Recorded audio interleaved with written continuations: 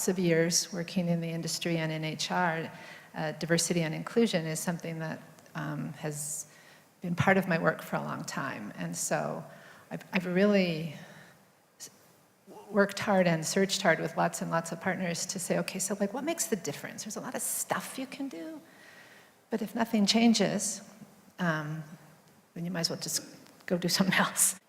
And I think it's a progression. Lots of companies start with, because I have to. License to operate, we used to call it, which probably meant access to right-of-ways.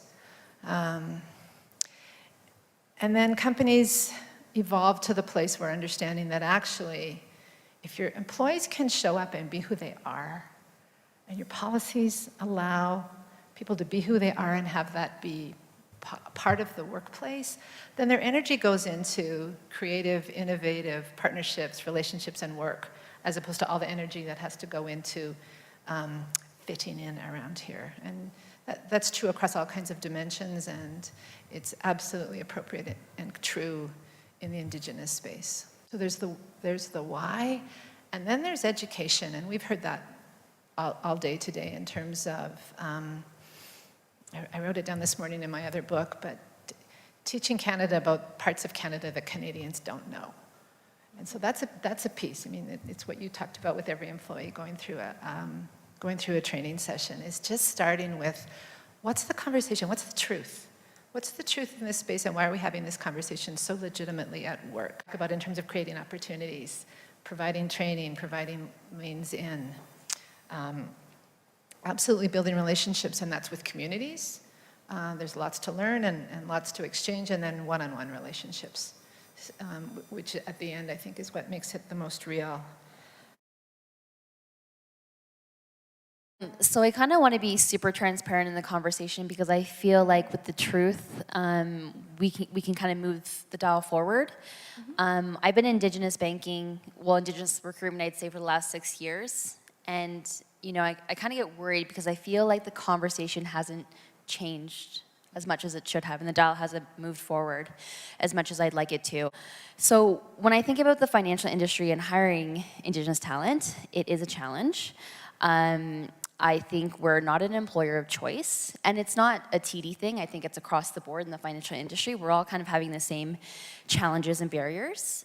But, you know, we've really done the research, and I've done a lot of work at the grassroots level to really talk to Indigenous youth, and and not just at like the post-secondary level where they've already made the decision to kind of go into the programs that they have, but more at the high school level too. Like, so you think about millennials, you think about youth, you have to go to where the fish are. So again, we don't post things on our job boards or on our career page, because again, the chance of them going onto our career site is like little to no chance. So we try to find places where they'll be, whether they're, you know, trending on hashtags, popular kind of Indigenous stuff that's happening in Canada across the country. And then again, we're trying to showcase our message through those means. So whether it's Facebook, Twitter, LinkedIn, Instagram, these are kind of the channels. If you want to engage youth, you have to go to where they are, and you have to have a really authentic message. And again, I always go back to my own unconscious bias. I never thought I'd work for a bank. All the employees, Indigenous employees that are my peers today, none of them thought they'd work in banking.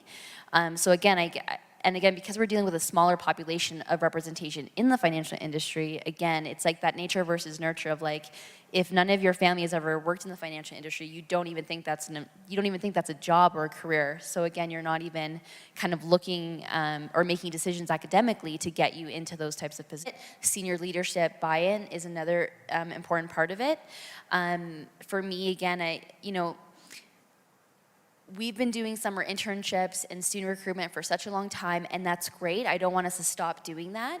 But something that I don't think we're doing enough of is development programs. So you have Indigenous employees now in your organization, but how are you working with them to get them into senior leadership positions, decision-making positions,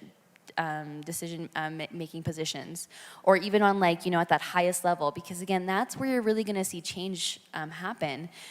So again, I think it's a holistic approach of of course, hire youth, hire the new kind of talent coming from across the country, but you have Indigenous people working for you now, and you can develop them into senior leadership positions. And what does that look like? script for this because I think it's important to note that when we talk about D&I, a company that is diverse may not be inclusive. And so you'll have companies that will employ a set number of specific underrepresented groups because that's what's required maybe to secure a contract or in order to do work on someone's land. But there's the piece in there that once you have people in your workforce, how are you making sure that they're included in your workforce and that it's understood their importance within your organization? And so I think one of the things, there's a couple of things that I have that the government of Alberta does in terms of kind of promoting inclusivity in the workplace. One of them is all government of Alberta employees are required to take an Indigenous awareness training. So it's kind of like a Indigenous Awareness 101. It's a very introductory, assuming that you know nothing about the history with our Indigenous peoples in Canada, and then building up that knowledge from there. The important piece with that is that it's facilitated with an elder, so that there is the perspective from the elder as well as the content, so that you're getting real rich experiential learning rather than just someone kind of reading out of a textbook. The other thing is on September 30th, we have kind of the Orange Shirt Day, so that we can really make sure that people understand the residential school impact, and that, you know, I don't know if, does everyone here know about Orange Shirt Day? I would suspect that everyone's aware of it. So it's just something that is to kind of showcase that we have to make sure that we're remembering the impact that has happened and how we can recognize that. The last piece is we have something called the Alberta Indigenous Internship Program, which is a 2-year internship program that's done with a community partner that is an Indigenous organization, or they provide services to Indigenous people. And it allows that student who is a graduate from a college or university to get some real first-hand experience working within the government and some work within government, and then also work within a community service provider. So within those things, it helps to promote a little bit more of that inclusivity and understanding of it from the cultural perspective.